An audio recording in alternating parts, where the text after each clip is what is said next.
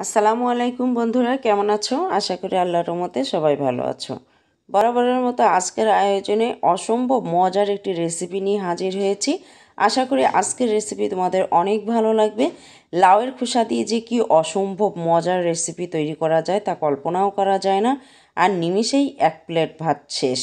দেখবে অন্য কোনো তরকারি একদম ভালো লাগবে না।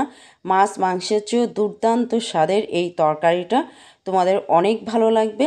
তো বন্ধুরা, ভিডিওটি না টেনে সম্পূর্ণ দেখতে থাকো কিভাবে তৈরি করেছি এই অসম্ভব মজার লাউয়ের খোসার ভর্তা। তো লাউয়ের খোসার ভর্তার জন্য কিন্তু আমি এখানে একটা লাউ নিয়ে নিয়েছি। আর দেখো, লাউটা একদম পরিপক্ক। আর সবচেয়ে ভালো হয় লাউটা যদি টাটকাই তোমরা তৈরি করো তাহলে খেতে বেশি ভালো লাগবে। তো জাস্ট আমি লাউটাকে কিন্তু প্রথমেই ধুয়ে নিয়েছি, তারপরে কিন্তু আমি আর ধোবো না, যেহেতু ধোয়ার পরে কিন্তু অনেকটা পুষ্টিগুণ চলে যায়। তো দেখো, তোমরা যেভাবে খুশি সেভাবেই কিন্তু লাউয়ের খোসাটা ছাড়িয়ে নিতে পারো। আমি একটা পিল মেশিন নিয়ে দেখো খুব সুন্দরভাবে এর পিলটা বা খোসাটা ছাড়িয়ে নিচ্ছি। এরকম খুব সহজভাবেই কিন্তু তোমরা খোসাটা লাউয়ে ছাড়িয়ে নিতে পারো। তো দেখো, আমি এভাবে লাউয়ের পুরো খোসাটা ছাড়িয়ে নিচ্ছি। আর যে পরিমাণ খোসাটা হয়েছে সেই খোসাটা দিয়েই কিন্তু আজকে এই রেসিপিটা আমি তৈরি করব। আর তাছাড়া লাউয়ের খোসাতে প্রচুর পরিমাণে ভিটামিন আছে, আর এই লাউটা দিয়ে আমি তরকারি রান্না করে নেব। আর দেখো, এই লাউয়ের খোসাগুলো দিয়ে খুব সুন্দরভাবে আজকের রেসিপিটা সেরে নেব। তো জাস্ট ছোট ছোট করে আমি কেটে নিচ্ছি, খুব বেশি ছোট ছোট করতে হবে না। জাস্ট খোসাগুলোকে আমরা সিদ্ধ করে নেব।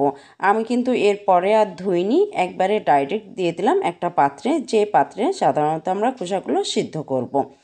তো জাস্ট আমি 1 কাপ পরিমাণ পানি দিয়েই কিন্তু লাউয়ের খোসাগুলো সিদ্ধ করে নিয়েছি।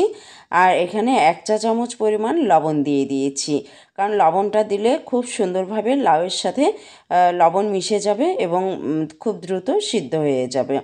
তো দেখো, মোটামুটি 5 থেকে 10 মিনিটের মধ্যে কিন্তু আমার লাউয়ের খোসাগুলো খুব সুন্দরভাবে সিদ্ধ হয়ে গিয়েছে। তো ঢাকনাটা খুলে যখন দেখব যে একদম চামচ দিয়ে একটু চাপ দিলেই দেখা যাবে যে খুব সহজেই ভেঙে যাচ্ছে, তখন বুঝতে হবে যে লাউয়ের খোসাটা কিন্তু অলরেডি সিদ্ধ হয়ে গেছে। এরপর ঠান্ডা করে আমি একটা মিক্সারে নিয়ে নিয়েছি, জাস্ট ব্লেন্ড করে নেব। ইচ্ছে করলে কিন্তু তোমরা শিলপাটাতে কিন্তু বেটে নিতে পারো। তো বেটেও জাস্ট এটা মিহি করা যায়। আর অথবা যদি হাতের কাছে ব্লেন্ড থাকে তাহলে কিন্তু ব্লেন্ডারও তোমরা এভাবে ব্লেন্ড করে নিতে পারো। আমি কিন্তু একদম খুব সুন্দরভাবে পেস্ট করে নিয়েছি, আর কালারটা দেখো খুব সুন্দর সবুজ আছে। তারপর যে পাত্রে রান্নাটা করব সেই পাত্রে আমি 3 টেবিল চামচ পরিমাণ দিয়ে দিয়েছি সরিষার তেল, আর 1/4 কাপ পরিমাণ পেঁয়াজ কুচি। পেঁয়াজ কুচিটা একটু বেশি হলে বেশি স্বাদ মনে হয়। আর 5 থেকে 6টা দিয়ে দিয়েছি কাঁচামরিচ, মাঝখানে জাস্ট আমি চিড়ে দিয়েছি। আর মরিচটা আসলে তোমরা যেমন খুশি তেমন খেতে পছন্দ করো ঠিক সেভাবেই দিবে। আর একটু ভর্তাতে ঝাল ঝাল হলেই যেন বেশি খেতে ভালো লাগে। তো জাস্ট নাড়াচাড়া করে দিয়ে দেবো এখানে 1 টেবিল চামচ পরিমাণ আদা রসুন বাটা। আর এই আদা রসুন বাটাটা দিয়ে আরেকটু আমি নাড়াচাড়া করে নেব। পেঁয়াজটা যখন হালকা ভাজা হবে তখন আদা রসুন বাটাটা দিতে হবে। দেওয়ার পরও জাস্ট একটু মিশিয়ে নিচ্ছি। এরপর দিয়ে দিচ্ছি এখানে দারুচিনি 2 ইঞ্চি পরিমাণ 2টা, আর এখানে দিয়ে দিয়েছি এলাচ 2টা। জাস্ট ফাটিয়ে দিতে হবে যেন এর ফ্লেভারটা খুব সহজেই ভর্তার সাথে মিশে যায়। আর দিয়ে দিচ্ছি একটা বড় সাইজের তেজপাতা। তো একটা তেজপাতা দিলেই হবে যদি তেজপাতাটা একটু বড় হয়। তো জাস্ট একটু নাড়াচাড়া করে নিচ্ছি, নাড়াচাড়া করে একটু ভেজে নিতে হবে।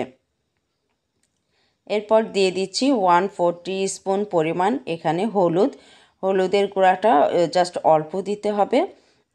আর দেখো, দিয়ে দিচ্ছি এখানে 1/4 কাপ পরিমাণ পানি।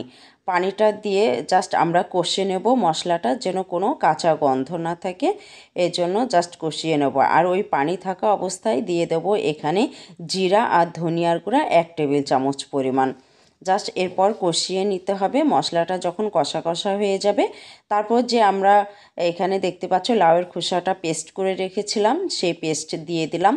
এরপর জাস্ট নাড়াচাড়া করার পালা। এর মধ্যে আর কোনো পানি দিতে হবে না। আর আমার কাছে মনে হয়েছে আর একটু লবণ লাগবে, এই কারণে আবার 1/2 চা চামচ পরিমাণ আমি লবণটা দিয়ে নিয়েছি। আর লবণটা অবশ্যই স্বাদ অনুযায়ী দেখে নেবে যে কতটুকু তোমরা লবণ খাও। তো জাস্ট এভাবে আমি নাড়াচাড়া করে নিয়েছি, খুব বাড়তি কোনো পানি ব্যবহার করিনি। আর এভাবে নাড়াচাড়া করতে করতে যখন দেখবে যে একদম পাত্রের সাথে উঠে এসেছে তখনই বুঝতে হবে যে ভর্তাটা অলরেডি হয়ে গেছে। আমি জাস্ট আলাদা একটা পাত্রে সার্ভ করে নিচ্ছি। আর দেখতেই পাচ্ছ এর লুকটা কতটা সুন্দর হয়েছে, খেতে কিন্তু দুর্দান্ত মজার। আশা করি আজকের ভিডিওটা তোমাদের অনেক ভালো লাগবে। আর বন্ধুরা, যারা আমার চ্যানেলে নতুন, চ্যানেলটিকে অবশ্যই সাবস্ক্রাইব করে ফ্যামিলি এবং ফ্রেন্ডদের সাথে শেয়ার করো। সে পর্যন্ত ভালো থেকো। আল্লাহ হাফেজ।